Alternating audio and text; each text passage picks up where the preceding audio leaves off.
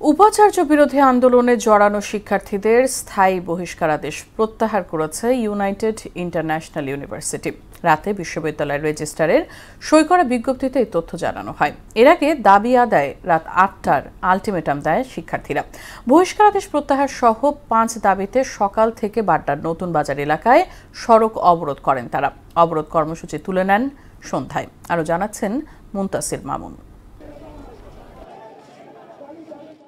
উপাচার্য বিরোধী আন্দোলনে জড়ানো শিক্ষার্থীদের বহিষ্কারাদেশ প্রত্যাহার সহ ৫ দফা দাবিতে শনিবার সকালে ভাটারার নতুন বাজার সড়কে অবরোধ করে ইউনাইটেড ইন্টারন্যাশনাল ইউনিভার্সিটির শিক্ষার্থীরা। তাদের সঙ্গে একাত্মতা জানায় বেসরকারি বিশ্ববিদ্যালয় শিক্ষার্থী সংগঠন private university alliance of Bangladesh পাশাব।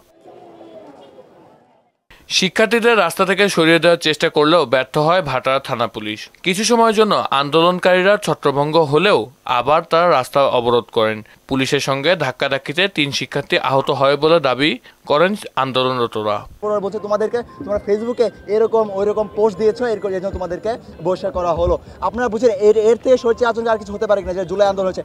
অতঃপর আজকে আমরা যখন এখানে নামলাম, আমরা বলছি আপনার কোনো প্রমাণ দিতে পারলেন না। মাস ধরেই তাদের সাথে আমরা সর্বোচ্চ যোগাযোগের চেষ্টা করেছি শিক্ষার্থীদের পক্ষ থেকে। শুধু আমরা না, প্রত্যেকটা ছাত্র সংগঠন এবং যাদের দায়িত্বপ্রাপ্ত ব্যক্তি, অন্যান্য বিশ্ববিদ্যালয়ের শিক্ষকেরাও অনুরোধ করেছেন। তারা আমাদের সাথে কথাও বলেননি এবং তারা ন্যূনতম সুযোগ এখানে দেন নাই। দাবি না মানলে ঢাকা ব্লকের মতো কর্মসূচি হুঁশিয়ারিও দেন শিক্ষার্থীরা।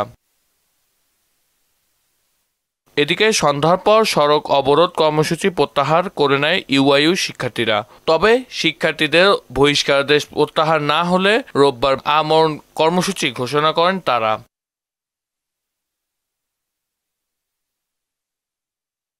এদিকে শিক্ষার্থীদের আন্দোলনের কারণে কুড়িল থেকে বাড্ডা ও গুলশান অভিমুখী সড়কে যান চলাচল বন্ধ থাকে। এতে চরম দুর্ভোগে পড়েন যাত্রীরা।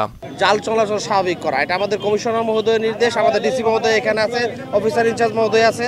এখানে আমরা সবাই মিলে চেষ্টা করতেছি জনদুর্ভোগ কমানোর জন্য। মুনতাসির মামুন, মোহনা সংবাদ, ঢাকা।